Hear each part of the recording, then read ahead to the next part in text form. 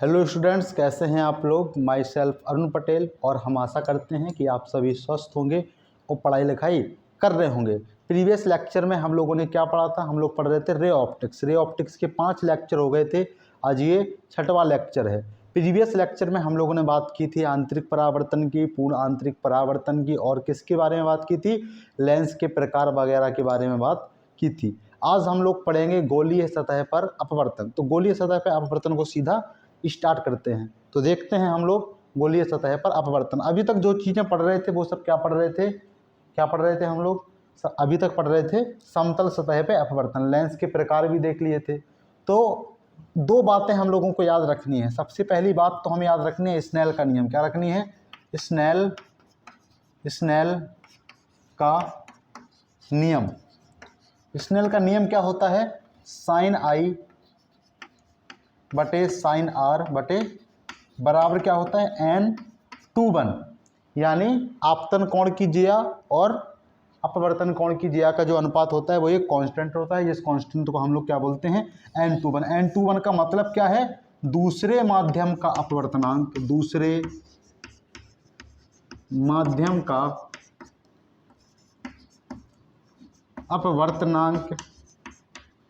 अपवर्तनांक पहले माध्यम के सापेक्ष। पहले माध्यम के सापेक्ष।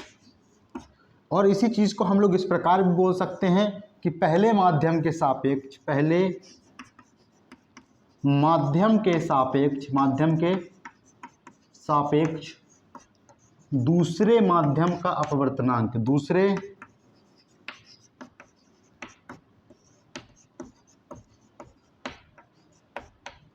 अपवर्तनांक। क्लियर है बात? एक तो हमें ये पता होना चाहिए कि n/1 क्या होता है। जो n के पास में लिखा रहता है उस माध्यम के अपवर्तनांक की बात हो रही होती है, और जो n से दूर लिखा होता है उसके सापेक्ष बात हो रही होती है। अब सापेक्ष वाली बात को पहले बोलो, चाहे अपवर्तनांक वाली बात को पहले बोलो, बोल यही रहा है कि दूसरे माध्यम का अपवर्तनांक पहले माध्यम के सापेक्ष। ठीक है, इसी में हमें ये वाली बात याद होनी चाहिए, n/1 बराबर n1/n2। ठीक है, तो 2 बातें हमें क्या होनी चाहिए, याद होनी चाहिए। n/1 बराबर n1/n2 नहीं होता है, n2/n1 होता है। क्या होता है? n2/n1। ठीक है, क्लियर है। अब हम लोग चलते हैं गोलीय सतह पर अपवर्तन की बात करते हैं। एक चीज देखो, बहिर्कोण हम लोग जानते हैं। बहिर्कोण क्या क्या होता है? जब भी कोई भी त्रिभुज की बात की जाए, किसी भी त्रिभुज की बात की जाए, उसमें एक रूल तुम्हें याद होना चाहिए। किसी भी कोण के लिए तुम एक रेखा को आगे बढ़ा दो। अगर तुम इस कोण की बात कर रहे हो, थीटा कोण की, तो अगर ये त्रिभुज ABC है, इसके लिए ए वाला कोण क्या है? एंगल ए है। ए वाला कोण क्या है? एंगल सी है। और ए वाला कोण क्या है? एंगल बी है। तो अगर हम लोग इस रेखा को आगे बढ़ा के इस थीटा की बात कर रहे हैं, तो एंगल ए को छोड़ के बाकी 2 एंगलों के योग के बराबर इस कोण का मान होता है। तो हम लोग थीटा बराबर क्या लिख सकते हैं? Angle B plus angle C. और अगर हम लोग यही चीज़ ऐसे करें कि इस रेखा को आगे बढ़ा दें, तो इस एंगल की अगर बात करें, मान लो ये एंगल क्या है? थीटा डैश है।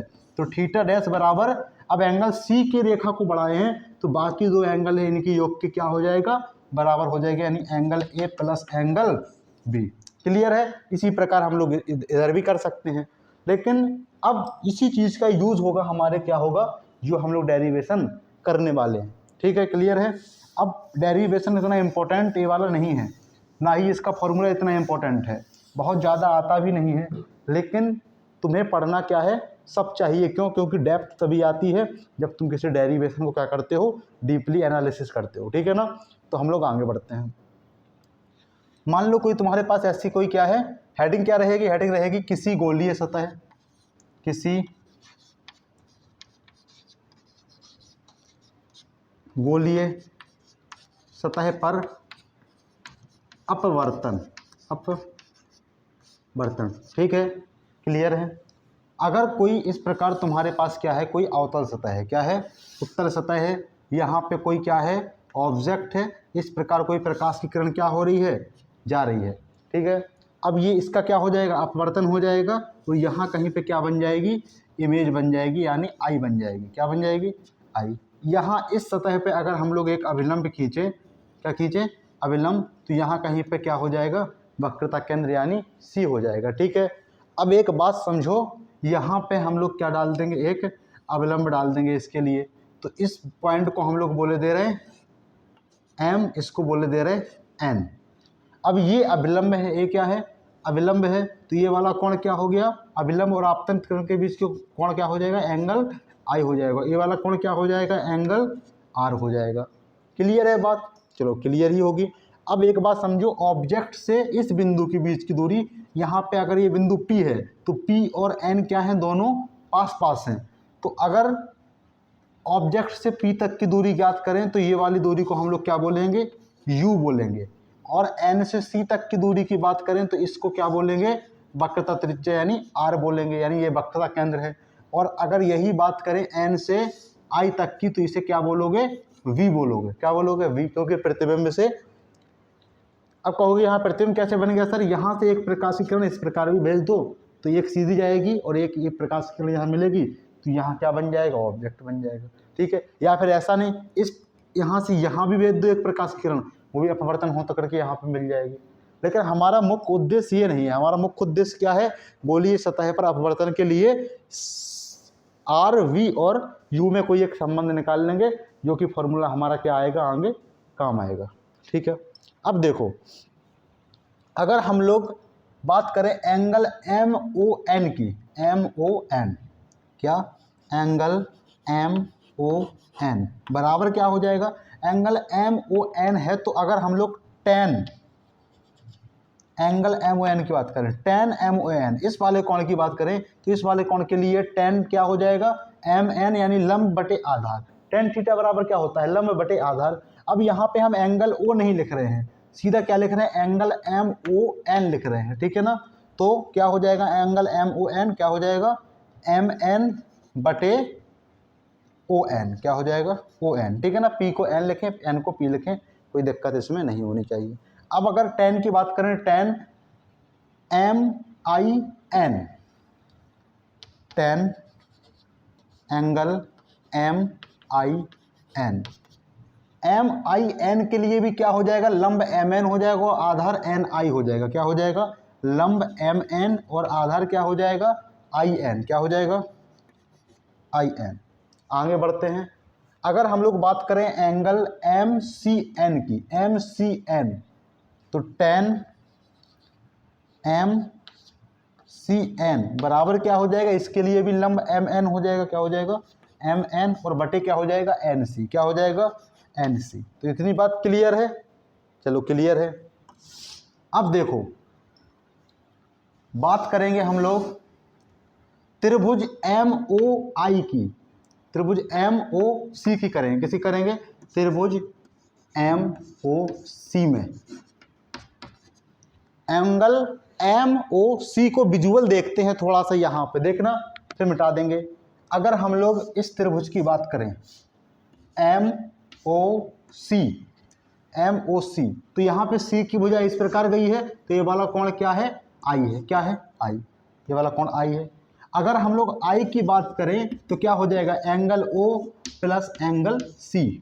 लेकिन यहाँ पे देखो, एंगल O क्या है? MON है, और एंगल C क्या है? MCN है। ठीक है ना? तो क्लियर है ये वाली बात। तो त्रिभुज MOC में क्या हो जाएगा?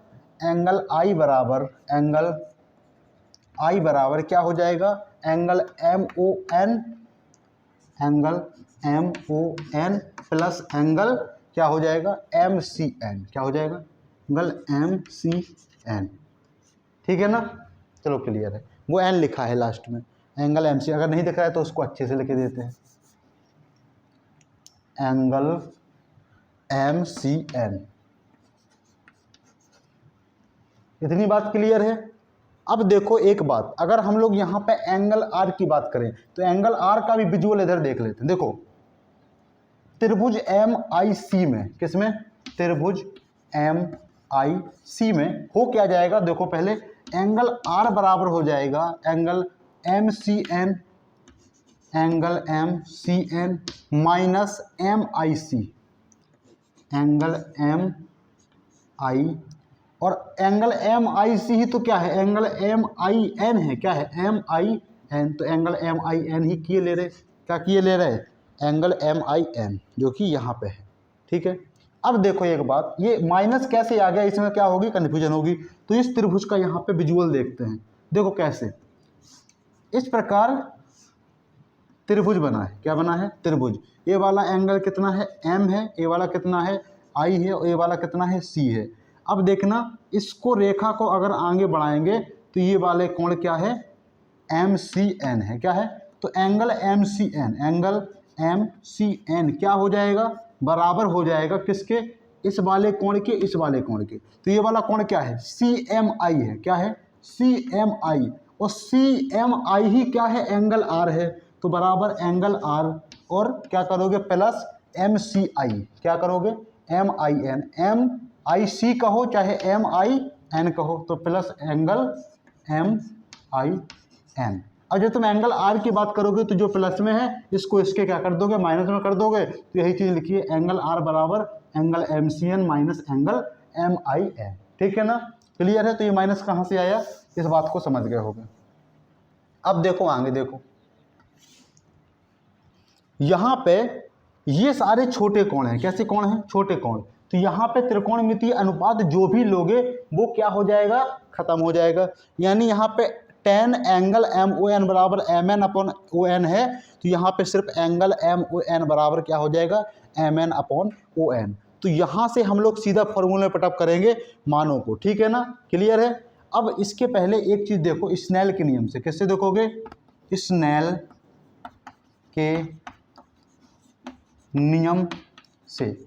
स्नेल के नियम से क्या होता है, साइन आई बटे साइन आर बटे साइन आर बराबर क्या होता है, n2 अपॉन n1, यानी n2 वन होता है तो n2 अपॉन n1 हो गया। अगर इसको क्रॉस मल्टीप्लाई करोगे तो साइन आई का गुणा होगा n1 से, तो क्या हो जाएगा, क्या आएगा यहाँ से, n1 साइन आई बराबर क्या हो जाएगा, n2 sign are, n2 sign are.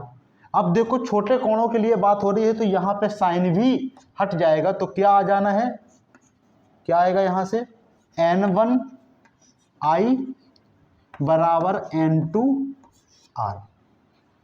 अब इस समीकरण में मान लो ये क्या है, इसको मान लो समीकरण 1, क्या मान लो, समीकरण 1 मान लो, इसको मान लो समीकरण 2, और इसको मान लो समीकरण 3। तो क्या करोगे, समीकरण 1 और 2 से आई और आर का मान समीकरण 3 में रखने पर क्या लिखोगे, समीकरण 1 और 2 से आई और आर का मान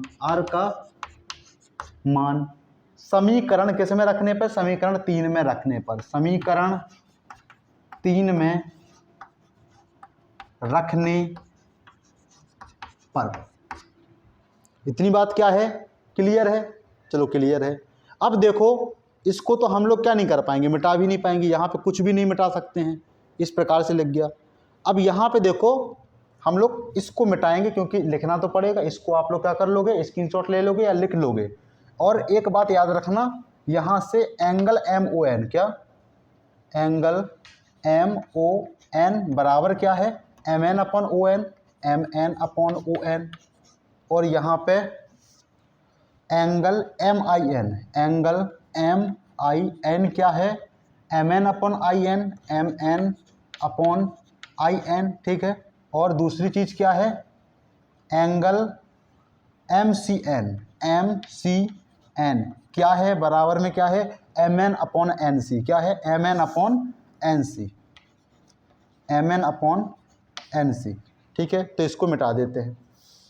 अब इन सबके मान जब समीकरण 1 में रखोगे, समीकरण 3 में रखोगे तो क्या हो जाएगा, n1, और फिर क्या लिखोगे, आई का मान क्या है, आई का मान है हमारा angle M O N plus M C N, लेकिन एम ओ एन का मान रखोगे M N upon O N, क्या रखोगे, M N upon O N, और plus angle M C N, तो एम सी एन का मान क्या है, M N upon N C, क्या है, mn अपॉन nc, और फिर क्या हो गया बराबर n2, और मल्टीप्लाई में क्या है r है, तो r का मान क्या है mcn माइनस min। mcn का मान क्या है, mcn का मान है mn अपॉन nc, और माइनस क्या है min, क्या है min, तो min का मान क्या है mn अपॉन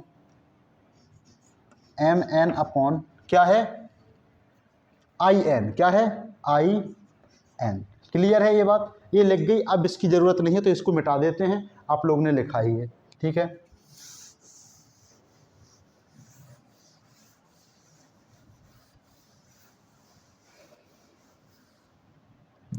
एक बात देखो यहाँ से, यहाँ पे mn क्या है कॉमन है, इसमें से mn ले लोगे और इसमें से mn कॉमन ले लोगे, mn काट दोगे तो क्या बचेगा, बचेगा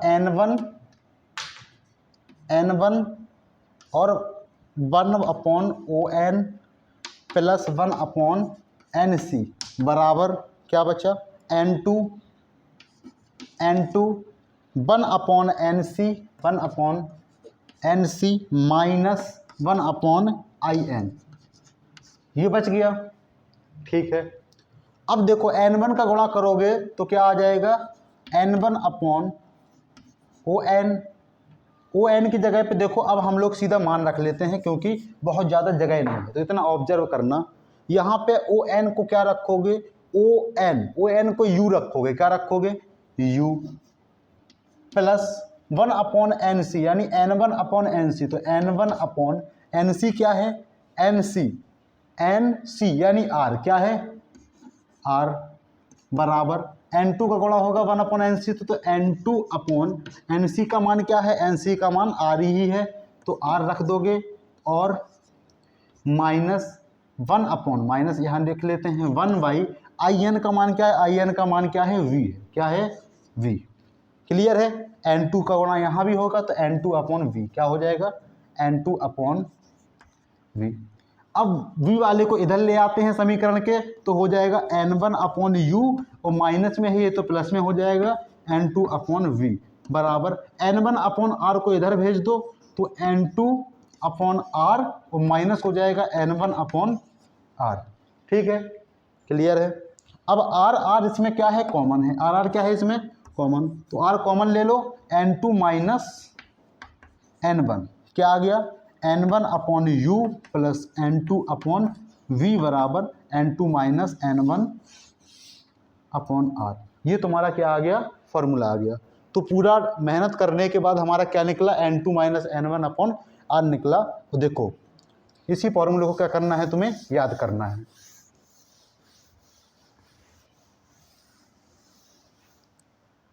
जब कोई प्रकाश की किरण एक माध्यम यानी n1 से n2 में जाती है और सतह कैसी है गोलीय है, तो वहाँ पे फॉर्मूला क्या आता है n1 upon u plus n2 upon v बराबर n2 minus n1 upon r, और r को ही तुम क्या बोल सकते हो, r को ही तुम बोल सकते हो 2f, क्या बोल सकते हो 2f, क्योंकि r बराबर क्या होता है 2f होता है। तो यहाँ पे ये भी लिख सकते हो n1 upon u plus n2 upon